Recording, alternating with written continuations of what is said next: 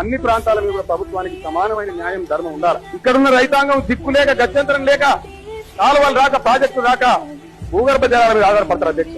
ఒక ప్రాంతంలో రైతాంగానికి ప్రాజెక్టు ప్రభుత్వ సొమ్ముతో కట్టి వెంటనే ప్రభుత్వ సొమ్ముతో చేసి అతి చౌకగా అక్కడ నీళ్లు ఇస్తున్నారు, సంతోషం, ఇవ్వండి, ఇంకా తగ్గించండి. రైతులు దేశానికి అన్నం పెడుతున్నారు కాబట్టి వాళ్ళకి సాయం చేయని మాట ఇచ్చలేదు. కానీ వాళ్ళ దగ్గర ఎంత తీసుకుంటున్నారో తెలంగాణలో కూడా అంతే తీసుకోవాలని నేను డిమాండ్ చేస్తా ఉన్నా అధ్యక్ష. తెలంగాణ రైతాంగానికి వ్యవసాయానికి ఫ్రీగా పవర్ సప్లై చేయాలని చెప్పి నేను డిమాండ్ చేస్తా ఉన్నా అధ్యక్ష. ఇది న్యాయం చేసినట్టు అవుతుంది తప్ప ఏం గొంతెమ్మ కోరిక. My demand is right demand. ఏ నాటికైనా సరే ఇదే ఓల్డ్ అప్పర్ కృష్ణా ప్రాజెక్టు నుంచి మహబూబ్ నగర్ కాలువలు రావాల్సిందే. తెలంగాణ ప్రజలు వాళ్ళ న్యాయమైన హక్కు సాధించుకొని తీరుతారు అధ్యక్ష.